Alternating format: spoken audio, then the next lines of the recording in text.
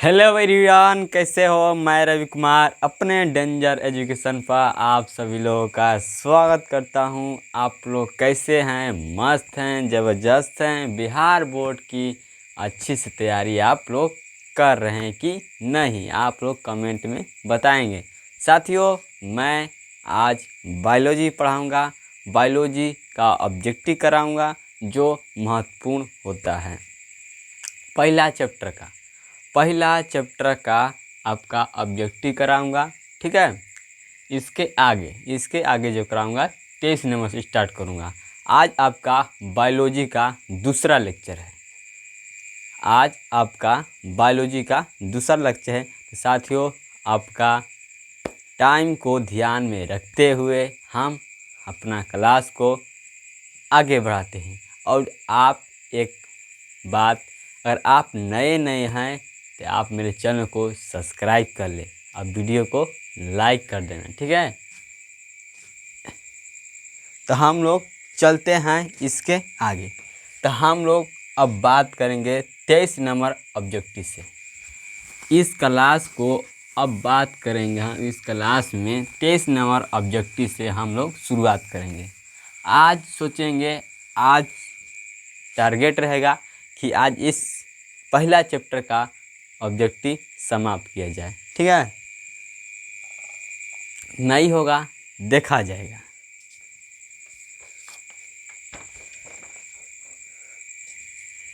तो बताइए, आप लोग अगर जानते होंगे तो बताइए कि मनुष्य में रक्त में पटिकाणु की संख्या कितने हैं। पटिकाणु की संख्या कितनी है आपको नहीं मालूम है तो आप लोग यहाँ पर लिख लेना। तो आज से हम क्लास को स्टार्ट करें। आज का क्लास करा कि मनुष्य में, ठीक, मनुष्य में रक्त में पटिकाणु की संख्या, पटिकाणु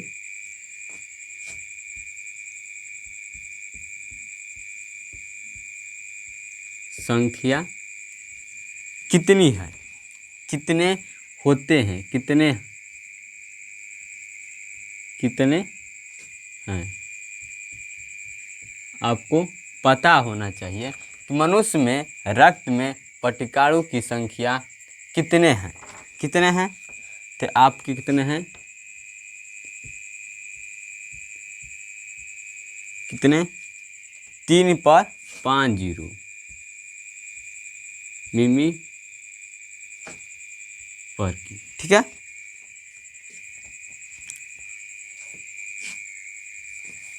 इस तरह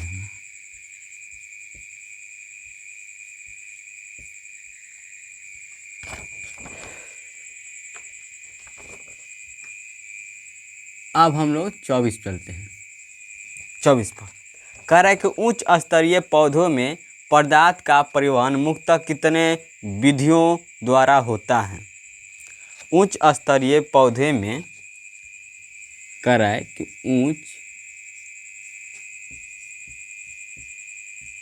उच्च स्तरीय पौधे में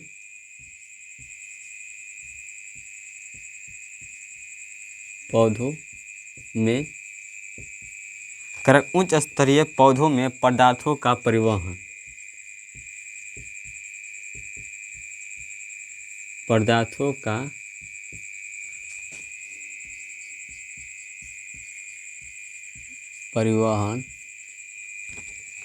मुख्यतः कितने विधियों द्वारा होता है।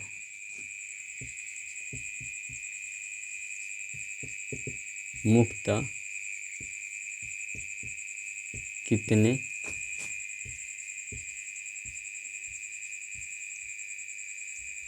विधियों द्वारा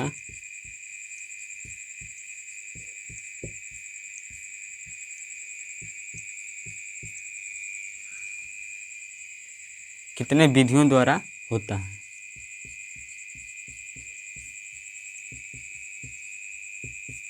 कह रहा है कि उच्च स्तरीय पौधे में पदार्थों का परिवहन मुख्यतः कितने विधियों द्वारा होता है? कितने विधि द्वारा होता है? तो आपके 2 विधि द्वारा होता है। आपके कितने विधि द्वारा? 2 विधि द्वारा। आपका 25वां सवाल कर रहा है कि बताइए मनुष्य के उदर गुहा में गुर्दे किस आकार के पाए जाते हैं? ठीक है, 25वां कह रहा है आपका कि मनुष्य के उदर गुहा में गुर्दे किस आकार में पाए जाते हैं?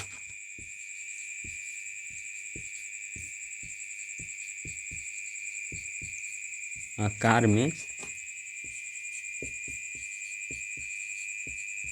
पाए जाते हैं। किस आकार में पाए जाते हैं? किस आकार में पाए जाते हैं? तो सेम के बीज का आकार। किसका?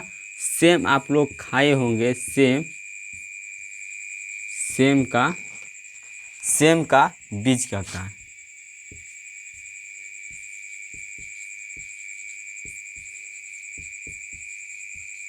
आकार जैसा होता है। आप लोग सेम खाए होंगे तो उस तरह उसका जो बीज होता है उसके हेते होता है। बीजों भी खाने में बहुत आनंद आता है। ठीक है, उस बीज के आकार जैसा क्या होता है? उदर गुहा में गुर्दे की आकार होता है। ठीक है, बताइए कि प्रत्येक गुर्दे की लंबाई और चौड़ाई लगभग कितनी सेंटीमीटर है? तो आपके लंबाई 11 सेंटीमीटर और चौड़ाई 6 सेंटीमीटर। लिखेंगे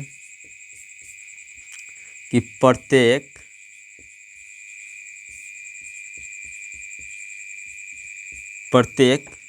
गुर्दे की लंबाई और चौड़ाई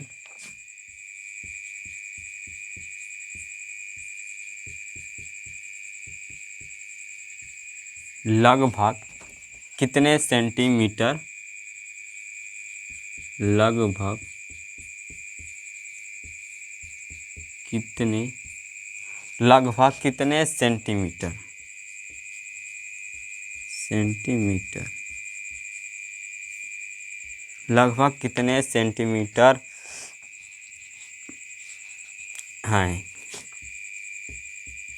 तो लंबाई कितना हो जाएगा आपका? 11 सेंटीमीटर और चौड़ाई 6 सेंटीमीटर। लंबाई 11 सेंटीमीटर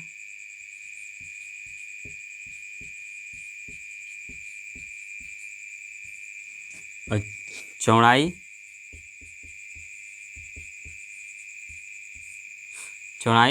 6 सेंटीमीटर।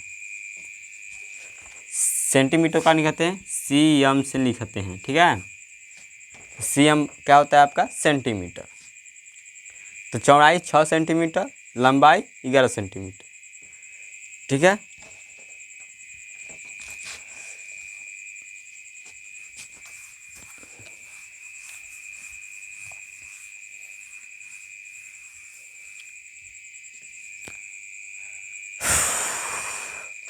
कह रहा है कि गुर्दे का बाह्य भाग कौन है? कहता है गुर्दे का बाह्य भाग कौन होता है? 27वां सवाल, गुर्दे का बाह्य भाग कौन है? कौन है बाह्य भाग? तो आपका कोट्रेक्स। क्या है? कोट्रेक्स। क्या है? कोट्रेक्स। ठीक है, करकवृक्क की संरचनात्मक और क्रियात्मक इकाई को क्या कहते हैं? आपको बिहार बोर्ड का यह बेस्ट, इसे आप स्टार भी दे सकते हैं। बताइए,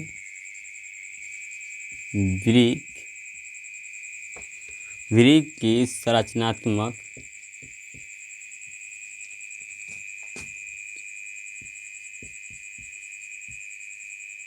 कह रहा है कि वृक्क की संरचनात्मक और क्रियात्मक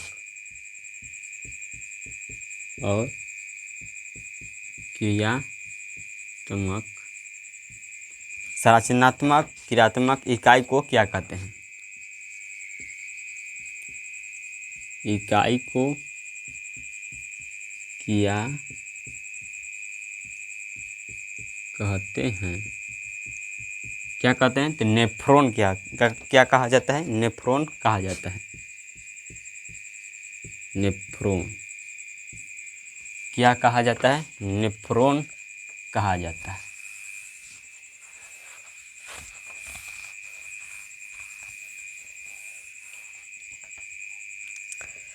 इस चैप्टर से जितना लिखा देता हूँ ना उतना आप लिख लेंगे तो आपको बहुत मदद मिलेगा।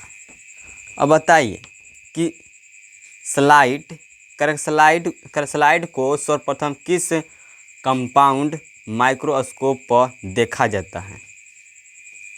स्लाइड जो कहा है कि जो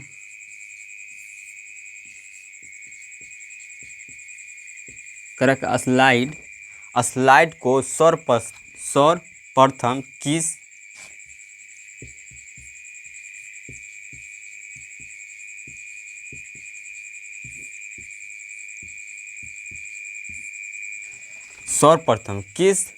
कंपाउंड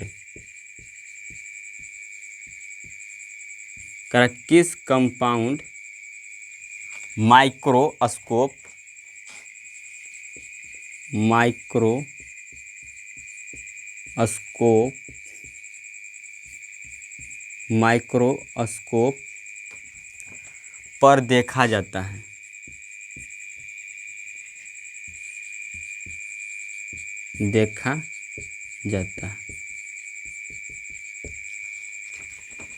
तो आपका कितना हिस्सा होगा? 10x पर देखा जाता है। ठीक है। स्लाइड को सर्वप्रथम किस कंपाउंड माइक्रोस्कोप पर देखा जाता है? तो आपका 10x पर, कितने पर? 10x पर देखा जाता है। आप लोग जब फोटो जूम करते हैं ना तो पर देता है 1x देता है, वो क्या कहता है 2x देता है, 3x देता है, 4x देता है। इसी तरह 10x तक जूम करके देखा जा सकता है। किसमें? माइक्रोस्कोप में। ठीक है। बताइए अगला कि हृदय से रक्त को संपूर्ण शरीर में किससे पंप किया जाता है? रक्त को पूरे हृदय से पूरे शरीर में कैसे रक्त को, जैसे टंकी होता है ना, टंकी तो बड़का टंकी होता है, उसमें से पानी आता है, पूरा टंकी जितना घर में टंकी लगा होता है, नल लगाता है, उसमें चला जाता है। तो टंकी बड़का जो जिसमें पानी भरा जाता है वह क्या काम करता है? पूरा नलों में क्या पानी भेजने का काम करता है। ठीक है। अच्छा, आपके गांव में देखे होंगे, गांव में तो बड़का नल लगा होगा, नल। और वो नल जो होता है आपके घरों में लगा होता है, और जब चालू करता है तो पूरा आपके जितने गांव में नल थे आपके घरे घरे पानी पहुंच जाता है। उसी तरह आपका हृदय में जो होता है रक्त, वह पूरे शरीर में कैसे भेजता है? पंप करके उसमें मारता है पंप, ऐसे हृदय आपका, तो पूरा शरीर में रक्त जाता है। ठीक है। तो किसके द्वारा जाता है? आपको यही पूछ रहा है।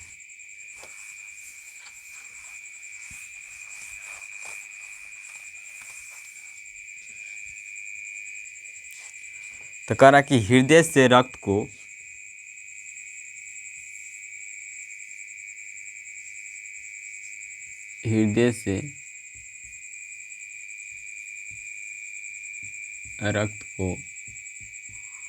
पूरे रक्त को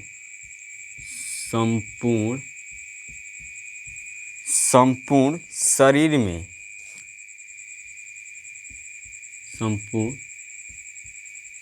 में किसके पंप किया जाता है? किससे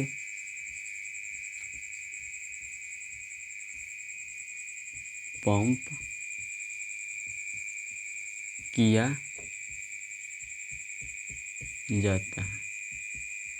अच्छा, आपका एक और इधर आप लोग देखो, गुब्बारा होता है, उसमें आप हवा देते हैं तो क्या करें, उसमें हवा मैंने भर रहे हैं, पंप दे रहे हैं, तो उसमें हवा दे रहे हैं तभी तो फूल रहा है। हाँ, तो वही होता है कि बताइए कि हृदय से रक्त को संपूर्ण शरीर में किससे पंप किया जाता है? तो आपका नीले द्वारा। किसके? नीले द्वारा। नीले द्वारा पंप किया जाता है, ठीक है, नीले द्वारा पंप किया जाता है। कह रहा कि आपका एक तीसरा कह रहा है ECG। कह रहा कि ECG का पूरा नाम क्या होता है? ECG का पूरा नाम क्या होता है? ECG का पूरा नाम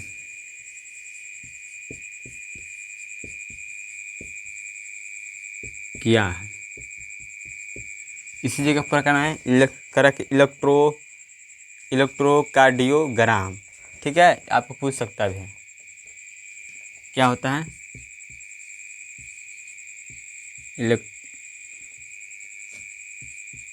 इलेक्ट्रोकार्डिया इलेक्ट्रोकार्डिया ठीक है, ग्राम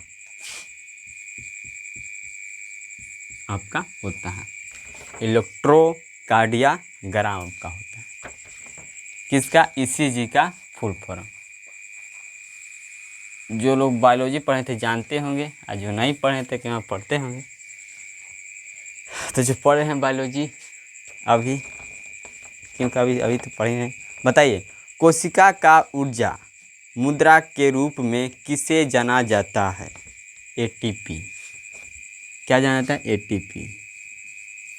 बच्चा कह रहा है कोशिका का ऊर्जा मुद्रा,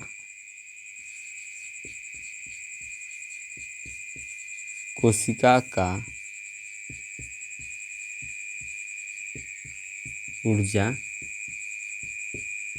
मुद्रा, कह रहा है कि कोशिका का ऊर्जा मुद्रा के रूप में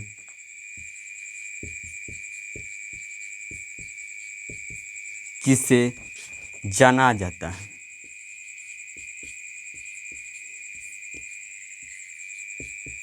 जाना जाता है तो आपका ATP की जानता है, ATP से ठीक है। अब बताइए कि पादप में जाइलम उत्तरदायी है। पादप में जाइलम उत्तरदायी है, किसका उत्तरदायी है? तो आप उससे पूछेगा कि बताइए पादप में जाइलम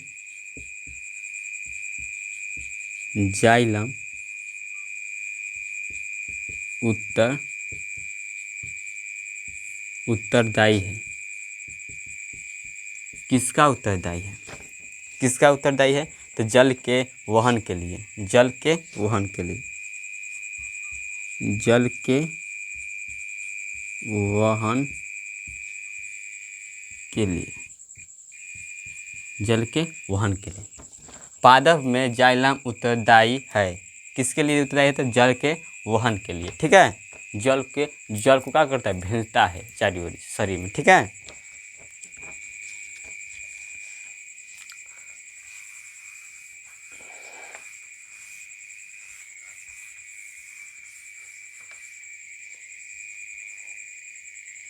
अब बताइए 34 सवाल, पतियों में गैसों का आदान प्रदान कहाँ से होता है? आपको यह पूछता है और पूछा भी है बिहार में कि बताइए कि पतियों का आदान प्रदान कहाँ से होता है?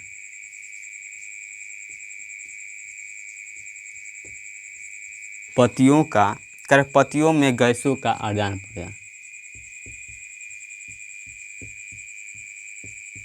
पतियों में गैसों का आदान प्रदान कहाँ से होता है? आदान प्रदान, ठीक है, कहाँ से होता है?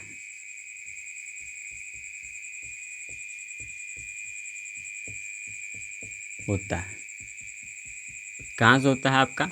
रंध्र से। कहाँ से होता है? रंध्र से, आपके रंध्र से होता है, ठीक है।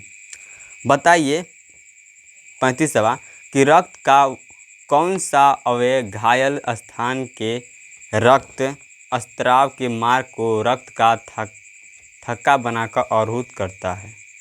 तो हम बताइए थे, शुरू में बता दिए थे।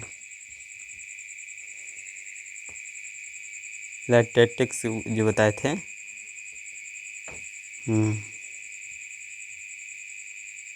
शायद आपका क्वेश्चन नंबर किस में था? हाँ हाँ, 11 नंबर क्वेश्चन में था, उसी को यह बड़का कर दिया है, ठीक है। कह रहा कि रक्त का कौन सा अवयव घायल स्थान के रक्त स्राव के मार्ग को रक्त का थक्का बनाकर अवरुद्ध करता है? प्लेटेक्स, प्लेटलेटिक्स, क्या है? प्लेटलेट्स।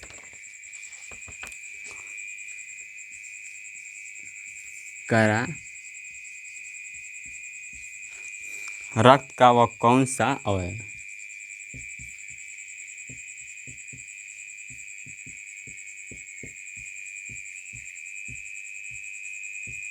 करा के रक्त का कौन सा अवयव घायल स्थान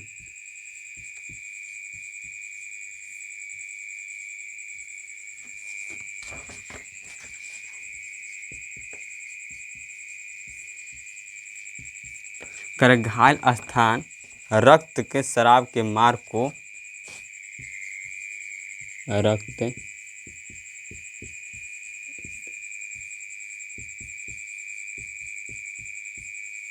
मार्ग को, ठीक है, मार्ग को रक्त का थकान बनकर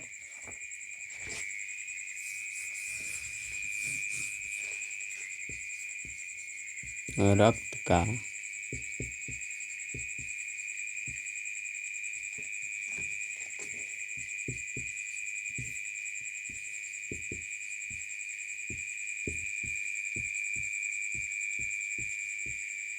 अवरुद्ध करता है, अवरुद्ध करता है, अवरुद्ध करता है।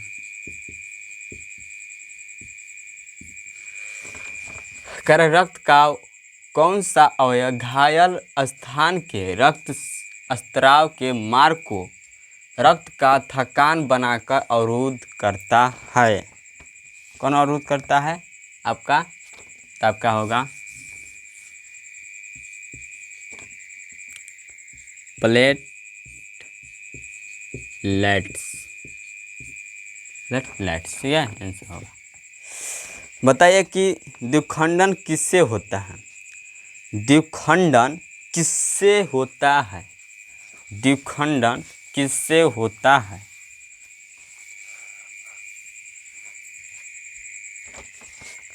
तो आपका 36वां सवाल कर रहा है कि द्विखंडन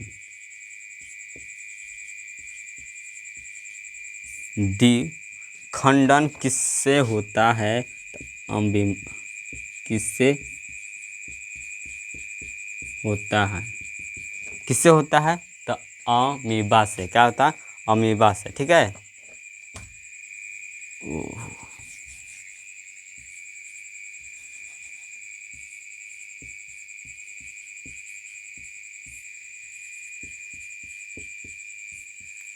किसमें होता है? तो अमीबा में। किसमें? अमीबा में, ठीक है। कह इथाइल अल्कोहल किस प्रकार के शोषण में बनता है? कह रहा कि इथाइल अल्कोहल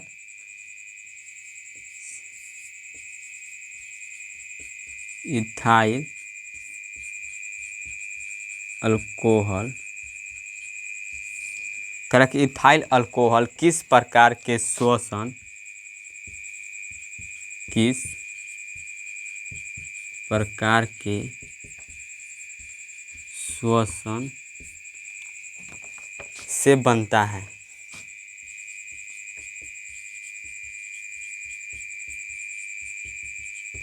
तो आपका क्या होगा? अनोक्सी श्वसन। ठीक है, आपका क्या होगा? अनोक्सी। अनोक्सी को क्या कहते हैं? अवायवीय। अवायवीय श्वसन कहते हैं। श्वसन अनोक्सी को क्या कहते हैं? अनोक्सी श्वसन कहते हैं, अवायवीय श्वसन भी कहते हैं। ठीक है, इथाइल अल्कोहल को किस प्रकार के श्वसन से बनता है? तो आपका अनोक्सी श्वसन से बनता है। ठीक है, बताइए, पौधों में श्वसन क्रिया के अंतर्गत एडीपी के टूटने से कितनी ऊर्जा मुक्त होती है?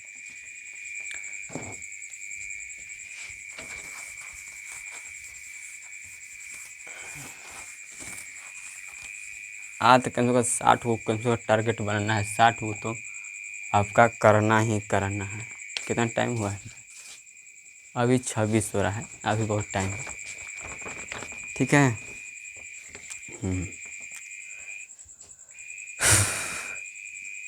38वां करा है। 38वां करा है कि पौधे में श्वसन की क्रिया, पौधों में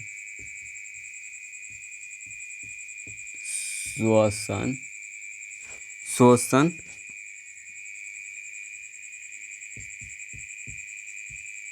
क्रिया के अंतर्गत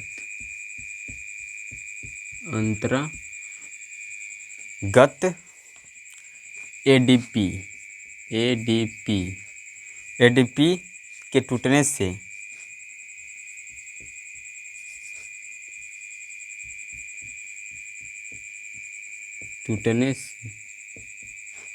कितनी ऊर्जा मुक्त होती है? कितनी ऊर्जा मुक्त होती है? कितनी ऊर्जा मुक्त होती है? तो आपके 3.5 किलो जूल पर मोल। ठीक है,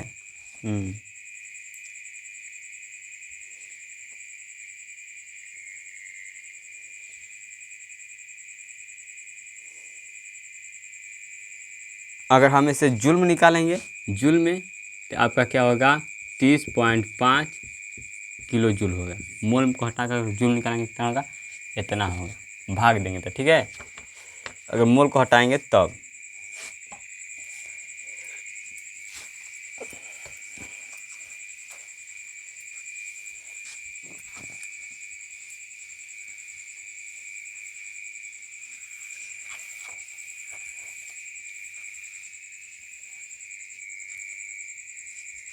कर पौधे में श्वसन क्रिया के अंतर्गत एडीपी टूटने से ऊर्जा मुक्त होती है। तो आपका 3.5 किलो जूल पर मोल। और भाग पूछे, क्या पूछे? भाग पूछे तब क्या होगा? अब पूछे यहाँ ऊर्जा पूछा है, ऊर्जा, तो आपका क्या होगा? यहाँ पर ई होगा। अगर यहाँ पूछता है कि भाग मुक्त कितनी होती है, तब क्या होगा? 30.5 kg जूल होता है। ठीक है, किलो जूल।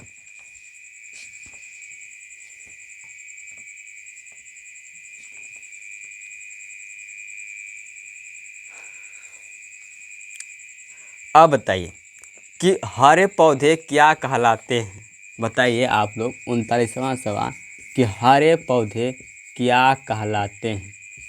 हरे पौधे क्या कहलाते हैं? क्या कहलाते हैं? तो आपका उत्पाद कहलाते हैं। उत्पादक क्या कहलाते हैं? उत्पादक कहलाते हैं। हरे पौधे क्या कहलाते हैं? उत्पादक। ठीक है, कह रहे मानव हृदय में कितने कोष्ठ होते हैं? मानव हृदय में कितने कोष्ठ होते हैं? 40। अगर पूछेगा सांप और कछुए में, सांप और कछुओं में कितने कोष्ठ होते हैं? तो आपको पता होगा 3। कितने होगा? 3। और मछली में कहा तो 2, मछली में कहा तो 2। और पूछेगा कि मनुष्य में कितने कोष्ठ होते हैं? तो 4। मनुष्य के हृदय में, मानो हृदय में कितने कोष्ठ होते हैं? होते हैं कितने? 4। आप लोग इसे याद रखना। बताइए कि मानव हृदय का औसत परकुंचन दाब है, कितना दाब होता है? 41वां कह रहा कि मनुष्य हृदय का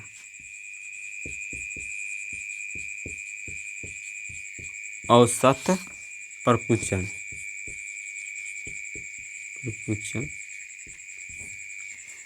दाब कितना होता है? तो आपका 120 मिमी एच जी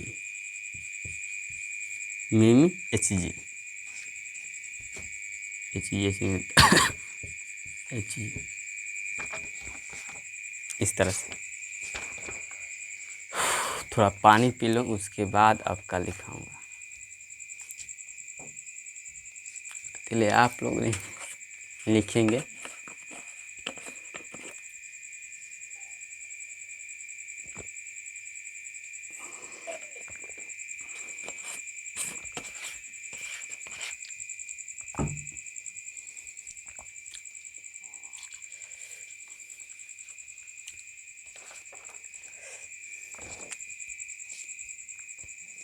चलिए अब 41 के बाद हम 42 पर बात करें। अब इसे पूरा मिटा देता हूँ, क्योंकि आप लोग नोट कर लिए होंगे। इतना टाइम से तो कौन नहीं नोट कर सकता। जो पूरा देख लिया ऑब्जेक्टिव का सेशन, समझो कि वह महारथी होगा, अच्छे मार्क्स से लाएगा। आपके 10,000 मुट्ठी में होंगे, ठीक है? हाँ 10,000। अगर अच्छे और चाहेंगे तो अच्छे मेहनत करना पड़ेगा, ठीक है? 42 देखो, आप लोग स्पीड में आप लोग देख सकते हैं। मेरी आवाज़ आपको नहीं पसंद है तो आप लोग क्या करेंगे? क्वेश्चन तो देख सकते हैं ना, क्वेश्चन आप अच्छे से नोट कर लेंगे स्पीड बढ़ा कर, ठीक है? बताइए कि पौधे में वाष्प उत्सर्जन किस भाग में होता है? पौधों में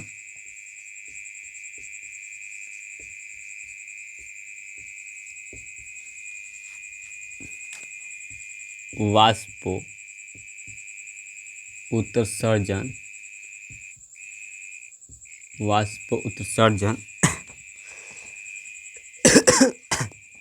किस भाग में होता है? किस भाग में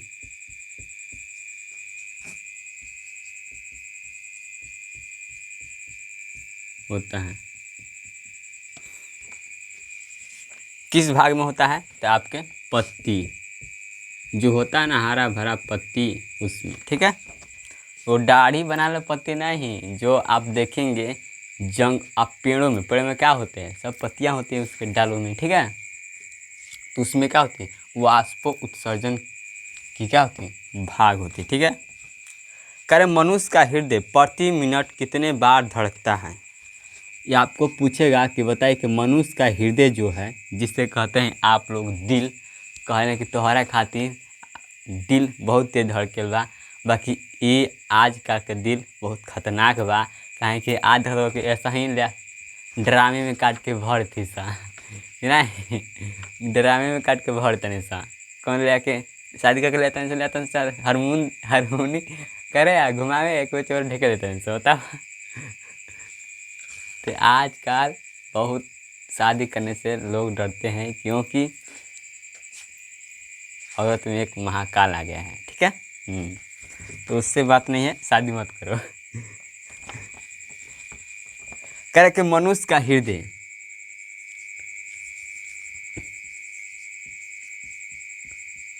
मनुष्य का हृदय प्रति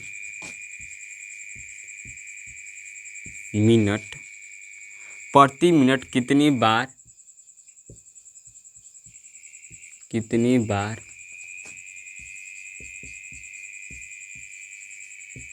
धड़कता है, कितनी बार धड़कता है। तो आपके आंसर का होगा 72 बार। कितने? 72 बार। प्रति मिनट में कितने बार? 72 बार प्रति मिनट। मतलब एक मिनट में कितने बार? 72 बार, ठीक बा। और चूहा का पूछेगा तो चूहा के साथ 75 बार होता है क्या? चूहा का 75 बार होता है, इतना हमको नहीं मालूम है से कितना बार होता है। देखो, मनुष्य का एक मिनट में 72 बार, तो एक घंटा में तो 72 गुणा करो, घंटा 60 मिनट, कितना हो जाएगा? 12 के देखो 12 2 हो जाएगा, आई 42 एक 43। आपका एक घंटा में इतना बार 43 लगभग होता है, हम पूरा डिटेल नहीं करते, लगभग हो मानो। एक घंटा में इतना बार आपका दिल धड़कता है, ठीक बा। 4320 बार। बताइए कि मनुष्यों में सांस लेने और छोड़ने की क्रिया को क्या कहा जाता है? आपसे पूछेगा कि मनुष्य जो है, मनुष्यों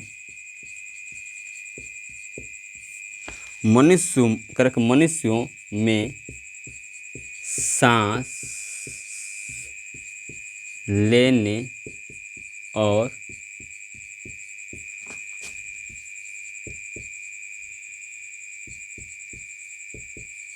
छोड़ने की क्रिया को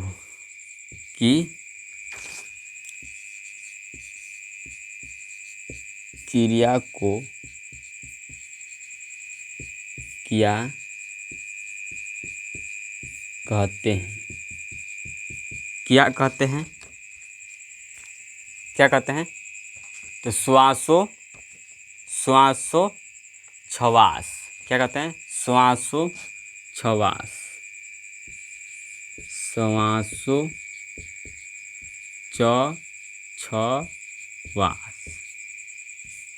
ठीक है, श्वासोच्छ्वास, ठीक है, श्वासोच्छ्वास।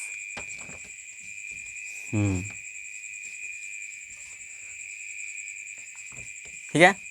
बताइए कि करके वायुमंडल में CO2 गैस की उपस्थिति कितनी है? पूछेगा आपसे। बताइए कि वायुमंडल में 45 कह रहे कि वायुमंडल में CO2 गैस, जिसे कहते हैं कार्बन डाइऑक्साइड, ठीक है, वायुमंडल में CO2 गैस की उपस्थिति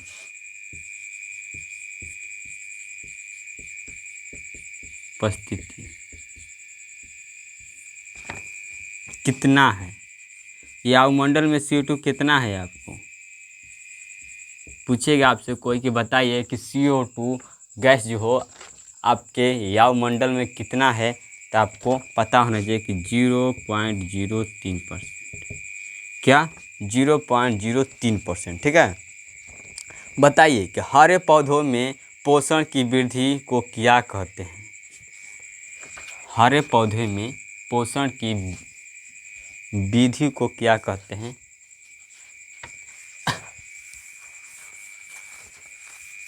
आपका फटाफट करते हैं।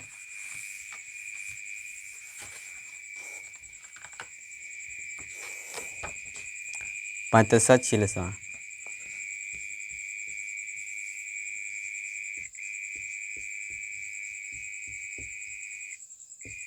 करे के हरे पौधों में पोषण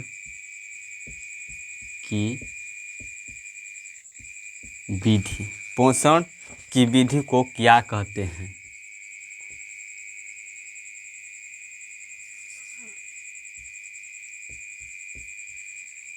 क्या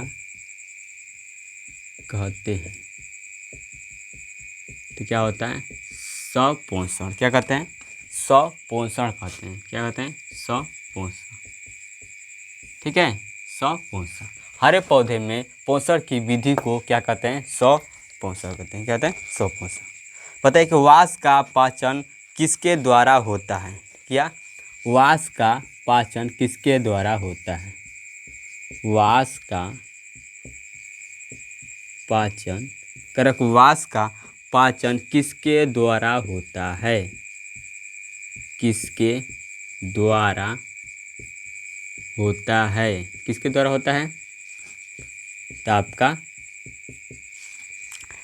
किसके होता है? लाइपेज के द्वारा।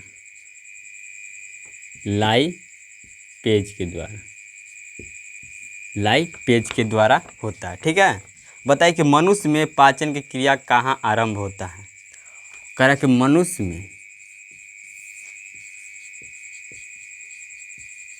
कह रहा है कि मनुष्य में पाचन की क्रिया, मनुष्य में पाचन क्रिया, पाचन क्रिया कहाँ से कहाँ आरंभ होती है? कहाँ से आरंभ होती है? कहाँ आरंभ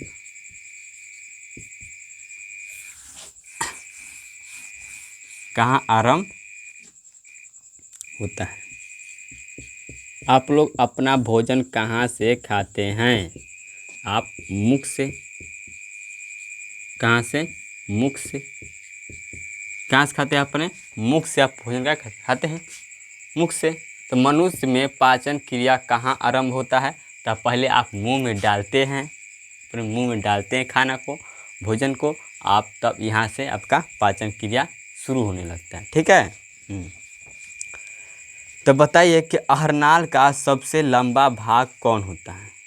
अहरनाल, अहरनाल देगा परीक्षा में। बताइए अहरनाल। अच्छा एक बात बताइए आपको, अहरनाल को हम मनुष्य का पाचन तंत्र कहते हैं। क्या कहते हैं?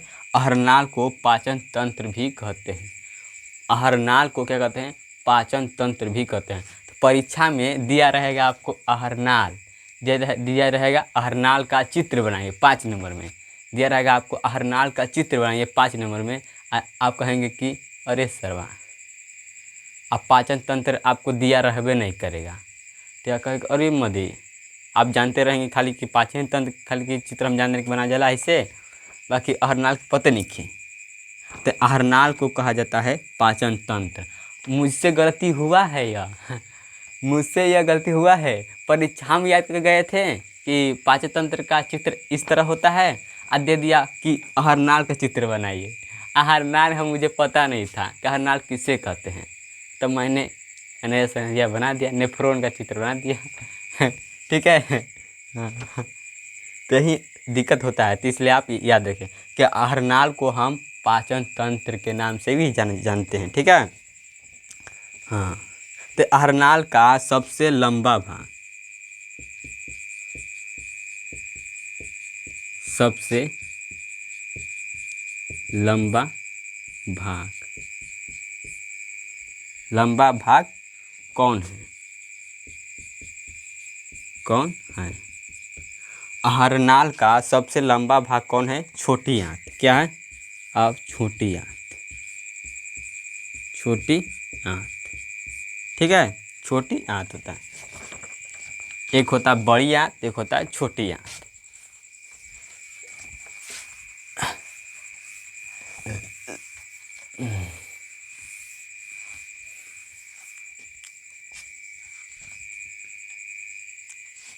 हम लोग 50 नंबर पर बात करेंगे। कर मनुष्य के वृक्क किससे संबंधित है? मनुष्य का वृक्क 50 नंबर। मनुष्य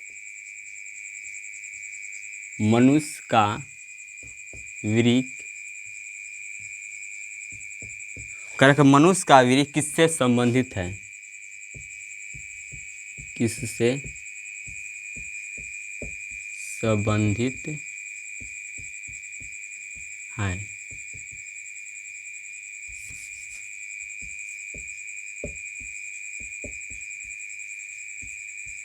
संबंधित है, किससे संबंधित है? तो आपका क्या आंसर होगा? उत्सर्जन से। क्या उसे? उत्सर्जन से। उत्सर्जन, ठीक है।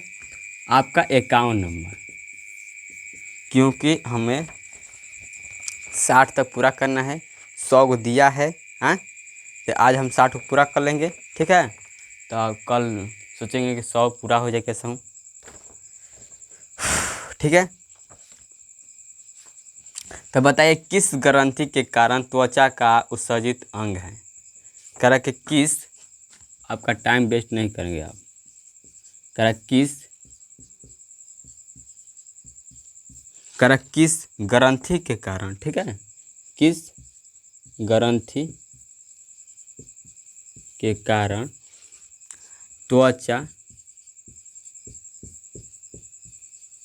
त्वचा एक उत्सर्जित अंग है।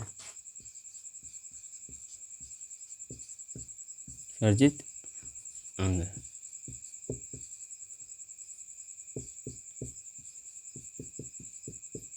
उत्सर्जित अंग है, तो आपका क्या होगा? सफेद। क्या होगा? सफेद।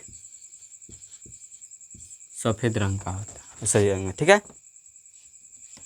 कह कि मनुष्य में CO2 का उत्सर्जन किससे होता है? जो आपको CO2 का उत्सर्जन कहाँ से होता है आपको पता होना चाहिए। CO2 गैस का। कह कि मनुष्य में कार्बन डाइऑक्साइड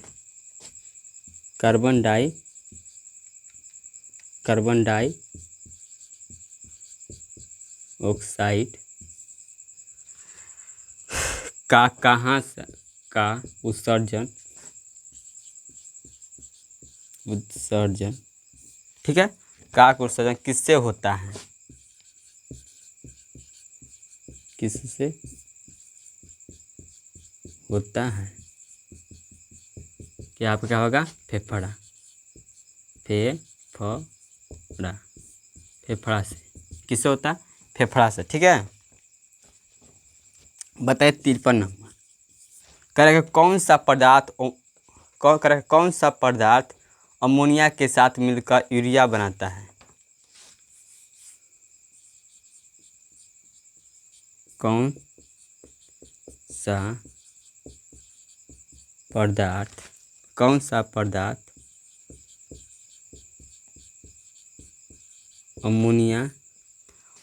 के साथ मिलकर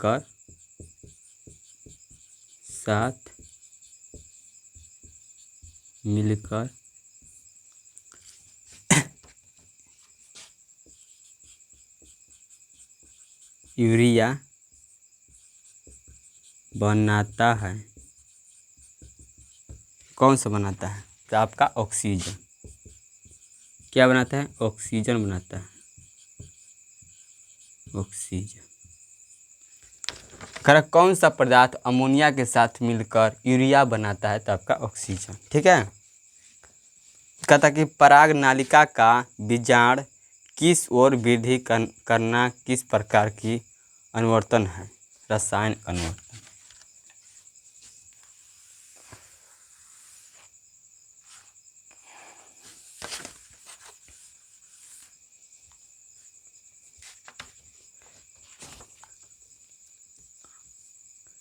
चौवन लिखेंगे। कह रहा है कि पराग नलिका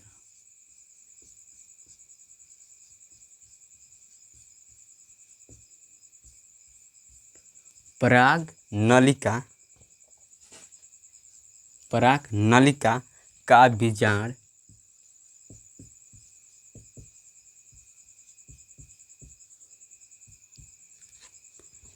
की ओर वृद्धि करना किस प्रकार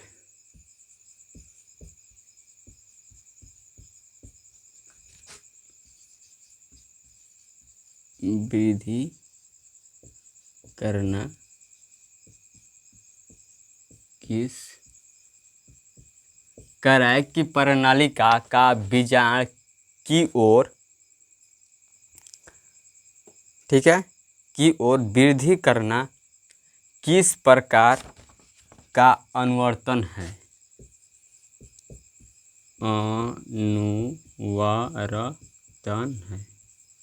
अनुवर्तन है। तो आपका क्या होगा आंसर? रसायन अनुवर्तन। रसायन अनुवर्तन, ठीक है। करा कि अमीबा अपना भोजन किसके द्वारा ग्रहण करता है? अमीबा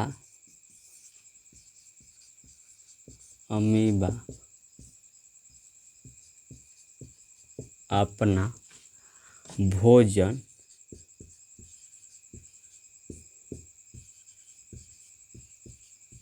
किसके द्वारा ग्रहण करता है? ग्रहण करता है किसके द्वारा? तो आपका कुटपाद के द्वारा। किसके द्वारा? कुटपाद के द्वारा। कुटपाद के द्वारा अमीबा अपना भोजन ग्रहण करता है। बताइए आप लोग, कह कि ट्रिप्सन नामक एंजाइम किससे पाया जाता है? कह के ट्रिप्सन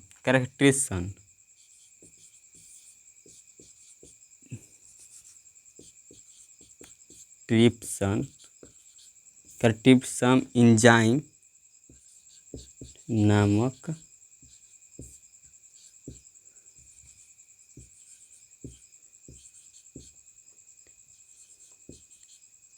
ट्रिप्सन नामक एंजाइम किसमें पाया जाता है?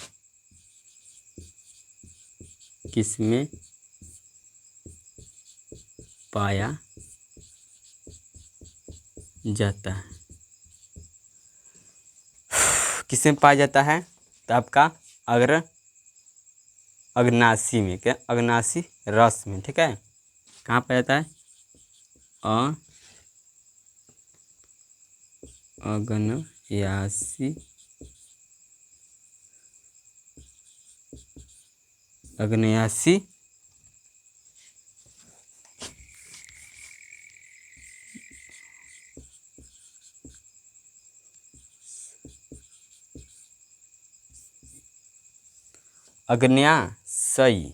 अग्नाशयी रस में, ठीक है।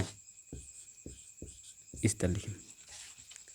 अब बताइए कि पेप्सिन नामक एंजाइम भोजन के प्रोटीन को किससे बदल देता है? पेप्टन से।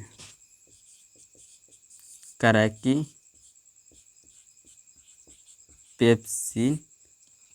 पेप्सिन नामक एंजाइम भोजन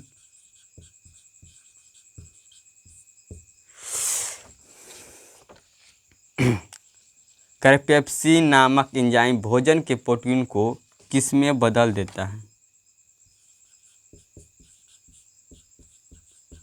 प्रोटीन को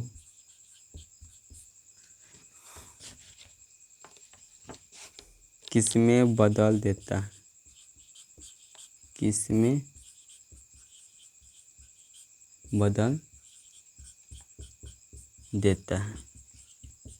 किसमें बदल देता है? तो आपका पेप्टोन में।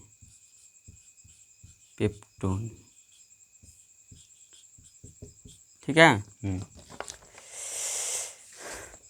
आपका 3 और प्रश्न है। टाइम थोड़ा देख लूँ, उसके बाद आपका ओहो टाइम ऑफ हो गया। बहुत टाइम हो गया है, बहुत टाइम। फिर भी हो गया टाइम, तो टाइम से क्या फटफट लिख देंगे। आपका 60 टारगेट आज है, टारगेट पूरा करेंगे दोस्तों। तो इसलिए चैनल को सब्सक्राइब करें, लाइक करें, शेयर करें, ठीक है, और वीडियो को शेयर करें। कह रहा है कि शोषण की प्रक्रिया में खाद्य पदार्थ का क्या होता है। 58 कह रहा है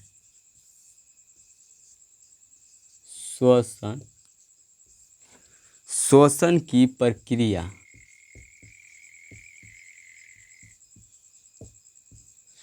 की प्रक्रिया में खाद्य पदार्थ, ठीक है, खाद्य पदार्थ का क्या होता है।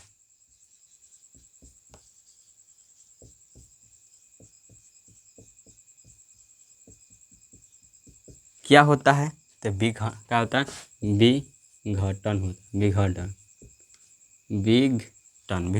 है, विघटन होता है। दही के जमने की कौन सी क्रिया को सहायक होती है। दही के जमाने में कौन सी क्रिया सहायक होती है। जो आप लोग दही खाते हैं ना, हैं, उसे जमाने में किस क्रिया का सहायक होती है, तो आपको पता होना चाहिए। दही के जमाने में दही के जमने में लिखिए, दही के जमने में कौन सी क्रिया सहायक होती है। कौन सी क्रिया सहायक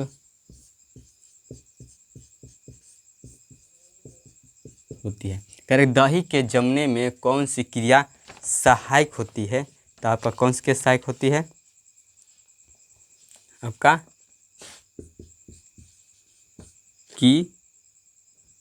किण्वन। क्या किण्वन अब क्रिया क्या होती है, सहायक होती है, ठीक है। दही के जमने में कौन सी क्रिया सहायक होती है, तो आपका किण्वन, ठीक है। कह रहे एक लास्ट आपका कि बताइए कि प्रत्येक गुर्दे में कितने नेफ्रॉन होते हैं। प्रत्येक गुर्दे में कितने नेफ्रॉन होते हैं। प्रत्येक गुर्दे में कितने नेफ्रॉन होते हैं, तो आपके 12 लाख। प्रत्येक गुर्दे में कितने नेफ्रॉन